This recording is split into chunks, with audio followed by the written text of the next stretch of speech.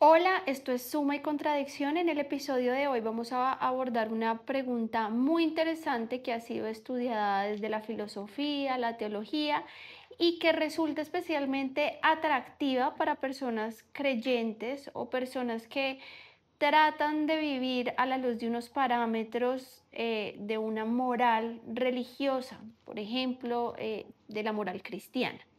Pues bien, voy a tratar de formular la pregunta de la manera que sea lo más entendible posible. La pregunta es si algo es bueno porque Dios lo manda o eso es bueno y por eso es bueno en sí mismo y por eso Dios lo manda.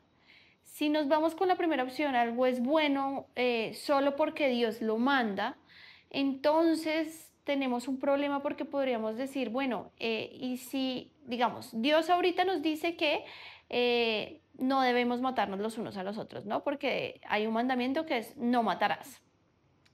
Pero si el día de mañana Dios nos ordenara ser crueles entre nosotros, o nos ordenara matarnos entre nosotros, entonces quedamos sujetos al capricho de Dios. Estaría bien si Dios un día nos permite hacerlo o nos dice que lo hagamos, matar estaría bien. Eh, entonces, esta, digamos, primera respuesta a la pregunta podría ser problemática, pero también si uno dice, bueno, hay algo que es bueno en sí mismo y por eso Dios lo ordena, ¿no? La segunda opción del dilema o de la pregunta es algo es bueno en sí mismo y por eso Dios lo ordena. Uno tendría también un problema frente a la omnipotencia divina, porque significa que hay algo que es bueno y que está por encima de Dios, tan es así que Dios elige eso que es bueno. Entonces estarían problemas la omnipotencia divina. Pues bien, a esta pregunta que puede plantearse tal y como yo la he planteado, se le conoce como el dilema de Eutifrón, y el Eutifrón pues es un diálogo de Platón muy famoso en el que Sócrates está fuera del tribunal de Atenas y se encuentra con Eutifrón, a quien conoce, y pues Sócrates está allí porque lo acusan de aquellos cargos que dan lugar luego a su condena y luego a su muerte, que son no creer en los dioses de la ciudad y corromper a los jóvenes. Él está ahí como acusado. Eutifrón llega al tribunal como acusador y Sócrates le pregunta, bueno, ¿a quién va a acusar? Y Eutifrón le cuenta que va a acusar a su padre, a su propio padre, que es además un anciano. Entonces Sócrates se aterra con toda la razón y pues trata de indagar un poco más en las razones que llevan a Eutifrón a acusar a su propio padre. Eutifrón le cuenta que su padre cometió un homicidio contra un trabajador, pero este trabajador a su vez había matado a un esclavo. La historia es más o menos la siguiente. El trabajador es un trabajador del padre de Eutifrón que un día se embriagó y en estado de embriaguez asesinó sin razón a un esclavo.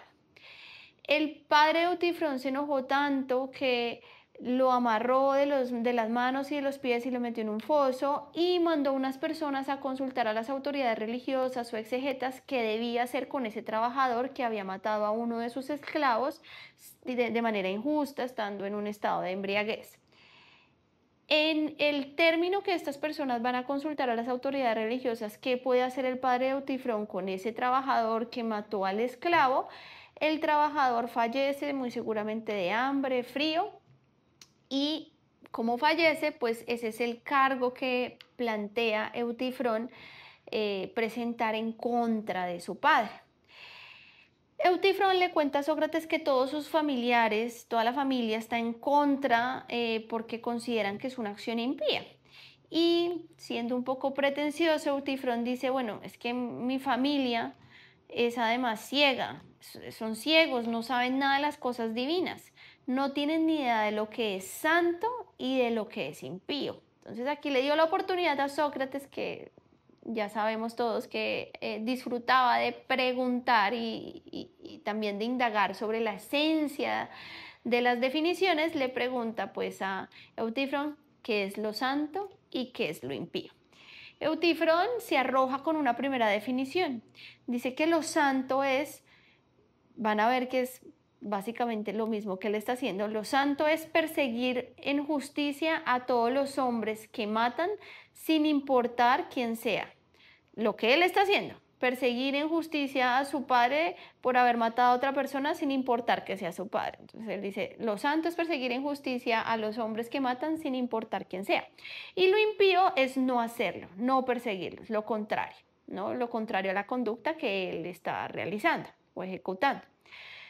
Sócrates ahí, que pues Sócrates era muy inteligente, se da cuenta y le dice, no me estás diciendo lo que es la santidad y lo que es la impiedad o lo que es lo impío, sino que me estás diciendo que lo que tú haces es santo y pues no me estás dando una definición. A ver, dame una definición más elaborada. Y aquí Eutífron se lanza y se aventura con su segunda definición y dice, bueno, lo santo es lo que es agradable a los dioses e impío es lo que es desagradable a los dioses.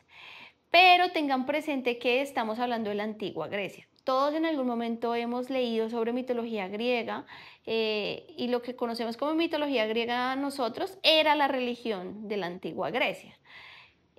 Si ustedes han leído la Ilíada, la Odisea, se habrán dado cuenta que los dioses presentan muchas veces desacuerdos, enemistades, rivalidades y hay disputas entre ellos. Entonces Sócrates saca esto a colación, le dice, un momento, Eutífron, porque los dioses entre sí tienen enemistades, tienen odios, tienen discordias, tienen desacuerdos. Aquí de hecho viene una de las citas o una de las partes que más me gusta de este diálogo y es que Sócrates pone de presente qué es aquello sobre lo que disputan los dioses y que yo digo, bueno, y es sobre también lo mismo sobre lo que tenemos conflicto las personas. Y Sócrates le dice, bueno, no es sobre cosas, por ejemplo, como si un número es más grande que otro, porque si tú y yo estamos en desacuerdo sobre si un número es más grande que otro, nos ponemos a contar y contando pues ya nos vamos a dar cuenta quién tiene la razón y ya, eso no va a generar mayor conflicto. Si pensamos cuál edificio es más grande que el otro, lo medimos y ya con eso resolvemos ahí el desacuerdo, no va a haber mayor disputa, mayor conflicto. Pero hay asuntos sobre los que siempre hay desacuerdo. ¿Cuáles son esos asuntos? Lo justo, lo injusto, lo honesto, lo deshonesto, lo bueno y lo malo. Lo mismo que nos pone en disputa a las personas hoy en día, tantos siglos después. Sobre eso disputan los dioses. Entonces, lo que para unos dioses es justo, para otros puede ser injusto, y lo que para algunos es injusto, para los otros puede ser justo. Entonces, aquí está en aprietos la definición de Eutífron. ¿Cómo hacemos para saber, digamos, qué es lo santo, qué es lo impío, si entre los mismos dioses no hay acuerdo sobre lo que es agradable y sobre lo que es desagradable? Además le dice, bueno, Eutífron, ¿qué prueba hay de que para todos los dioses es desagradable que su padre le haya dado muerte al trabajador? ¿Qué pruebas hay de eso? Entonces, Sócrates empuja a Eutífron a modificar esa segunda definición, señalándole, muy al estilo de él, por qué es problemática. Entonces, o preguntándole y haciendo ver al mismo por qué es problemática. Entonces, Eutífron se aventura con la tercera definición. Santo es lo que aman todos los dioses, aquello en lo que todos los dioses están de acuerdo que es santo, e impío es aquello en lo que todos los dioses están de acuerdo en aborrecer, lo que todos los dioses aborrecen. Y aquí viene la pregunta que es, digamos, planteada diferente, pero es a grandes rasgos la misma con la que yo abrí este video, y me permito leerla, digamos, textualmente. Y esta pregunta obviamente viene de Sócrates y es, ¿lo santo es amado por los dioses porque es santo o es santo porque es amado por ellos? Entonces, la primera opción, lo santo es amado por los dioses porque es santo, eso nos llevaría a decir que hay un estándar de santidad o de bondad que es independiente de los dioses e incluso que es superior, porque los dioses mismos se someten a eso, ¿no? A la santidad y bondad. Entonces ahí uno dice, bueno, pero si Dios es omnipotente, Dios es ser supremo, puede haber ahí algo extraño. Pero si lo santo es santo porque es amado por los dioses, entonces estamos sometidos al capricho divino y eso nos puede generar angustia porque Dios un día se puede levantar ordenándonos hacer cosas terribles o que nos parecen terribles. Entonces estamos sujetos ahí al arbitrio o al capricho divino. Eutifrón responde a esta pregunta que lo santo es amado por los dioses porque es santo, ¿no? O sea, con la primera opción, como hay un estándar de moralidad o de bondad independiente de los dioses o de la religión. Pero entonces Sócrates le dice, ok, ahí hay un problema, porque lo amado por los dioses es diferente a lo santo. ¿Por qué? Porque si usted dice que santo es lo que aman los dioses y luego dice que lo que aman los dioses lo aman porque es santo, ahí hay una definición circular, un argumento circular, o sea, su definición se está cayendo y se lo hace ver, que no ha podido decir en esencia qué es lo santo y qué es lo impío. Al final, Eutifrón definitivamente no logra decir qué es lo santo y qué es lo impío. Sócrates todo el tiempo deja entrever esa ironía, ¿no? De tú me vas a enseñar lo que es lo santo y lo impío porque tú sabes más que cualquiera, instrúyeme por favor, ¿no? La ironía socrática.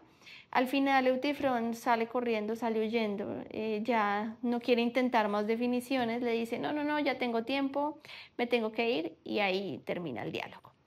Ahora bien, es importante porque esta pregunta, como les dije hace un momento, ha despertado debates y estudios dentro de la filosofía y la teología. Y les voy a resumir a grandes rasgos las posturas y las respuestas que se han dado, digamos, alrededor de esa pregunta que se le conoce como el dilema de Eutifrón. La primera de ellos, la primera de ellos es como, o consiste en decir que algo ya es bueno y por eso Dios lo manda. Entonces hay cosas que son buenas de manera independiente a la existencia de Dios y Dios por eso mismo lo manda, ¿no? Eso se traduce en que hay estándares morales que son independientes de Dios. Hay acciones correctas o incorrectas en sí mismas, más allá de lo que diga Dios. Matar es incorrecto, más allá de que Dios lo diga, pero muchas veces pues va a coincidir lo que Dios dice con eso, ¿no? Entonces, hay acciones correctas o incorrectas en sí mismas, independientemente de la voluntad divina, del capricho o el arbitrio divino. Aquí quienes están parados, Sócrates, sobre todo si en él vemos las ideas platónicas, ¿no? Grocio y Leibniz. Leibniz tiene una postura muy interesante porque en él hay una idea de moralidad con un fundamento racional y necesario, ¿no? Existe una moralidad racional independiente de Dios, no depende de lo que Dios quiera, pero Dios elige el bien porque Dios es capaz de reconocer lo que es mejor. Digamos que esta postura no es incompatible con la existencia de Dios, pero tiene problemas. El primero, pues, limita la omnipotencia divina, porque como lo dije hace un momento, si el bien es independiente de Dios, Dios no es la fuente o Dios no vendría siendo la fuente absoluta de todo lo que existe. Si hay un estándar moral superior a Dios y se supone que Dios es el ser supremo y absoluto, entonces, ¿qué hacemos con ese estándar que parece ser superior a Él? Tan es así que Dios tiene que adaptarse a Él y adaptar sus mandatos a Él.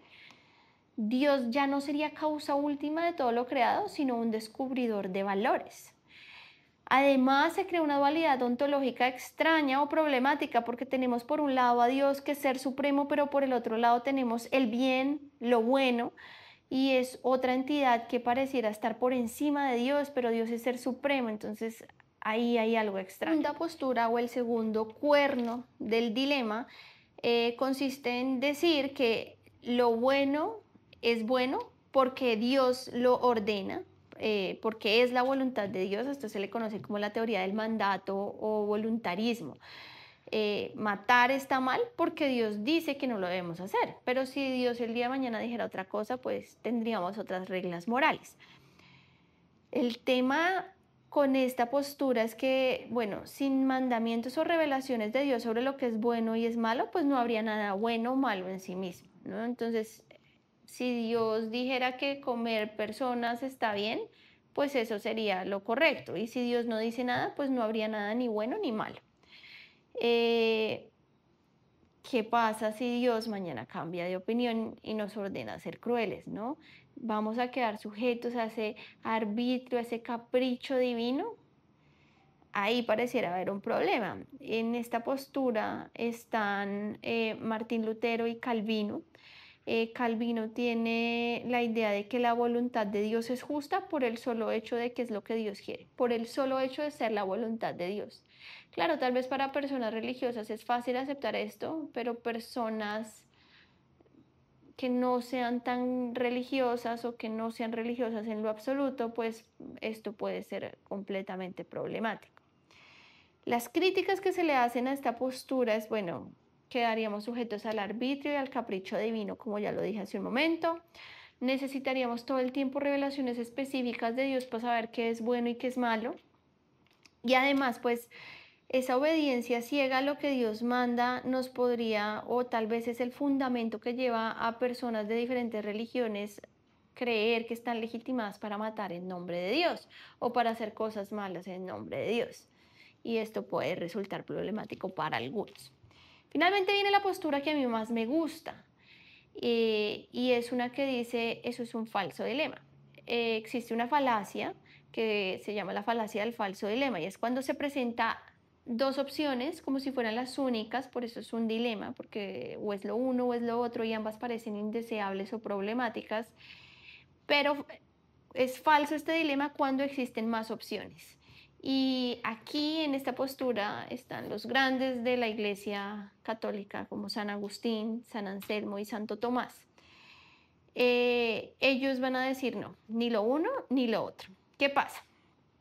Y lo voy a tratar de decir pues de la manera más clara posible y resumida posible. Dios no hace ni lo uno ni lo otro. Dios no se adapta a un orden moral o a unas reglas morales preestablecidas que le preceden, pero tampoco Dios no se inventa de manera caprichosa y arbitraria las reglas morales porque, ajá, no se las saca pues de la manga y las establece. Entonces Dios no se adapta a unas reglas morales previas que existen independientemente de él, pero Dios tampoco se inventa el orden moral o las reglas morales de repente. Entonces esos dos resultados que parecen problemáticos no son las únicas posibilidades. ¿Qué pasa? Ustedes, señores de las otras posturas, no entienden la naturaleza divina o la naturaleza de Dios, porque la propia naturaleza de Dios es el estándar de valor, es decir, el bien se identifica con lo que es la esencia de Dios. Las reglas morales son parte de lo que Dios es. Dios es bueno de la misma forma que el sol es luz y calor. Es parte de la esencia del sol dar luz y calor. Asimismo es parte de la esencia de Dios la bondad. Es impensable un Dios que haga algo mal, porque la bondad hace parte de la esencia divina. No podemos pensar un Dios, es imposible que exista un Dios siendo malo o dando mandatos de hacer cosas malas, porque la esencia de Dios es la bondad, así como la de el sol es la luz y el calor. Es parte de su naturaleza. Sin eso Dios deja de ser Dios, si Dios no es infinitamente bondadoso. Dios no puede llegar y decir, bueno, hoy voy a pagar mi bondad, porque sencillamente si Dios hiciera eso dejaría de ser Dios, ya no sería Dios. Imagínense un ejemplo aquí que yo quiero traer como para que sea aún más clara la explicación. Imagínense a alguien que es por naturaleza honesto. Le es imposible a esa persona decir mentiras. Su naturaleza lo hace siempre decir la verdad, ¿no? Como en esta película, creo que se llama La invención de la mentira, que las personas todas dicen la verdad y son incapaces de decir mentiras. Bueno, imaginemos a alguien que es así, que es incapaz de decir una mentira. Él no elige decir la verdad, o él no elige no decir mentiras, es parte de su esencia, de su naturaleza, de lo que es. Bueno, así pasa con Dios y la bondad. La esencia de Dios es la bondad. Y pensar en un Dios que haga o elija algo malo, pues no se puede, no es posible. Dios no elige el bien o ser bueno. Dios es bueno por esencia. Dios no puede mandar el mal. Y aquí muchos dirán, ay, pero Dios tal vez sí lo ha hecho. Y algunos me hablarán del Génesis y aquella parte o aquella historia en la que Dios le pide a Abraham que sacrifique a su hijo Isaac, a ese hijo tan anhelado y tan amado. Pero de hecho, tanto San Agustín como San Anselmo han tratado esa historia, ¿no? La historia de Abraham y de Isaac, porque alguien podría decir, no, Dios ahí parece estar mandando a hacer algo que está mal, porque está mal matar a un inocente.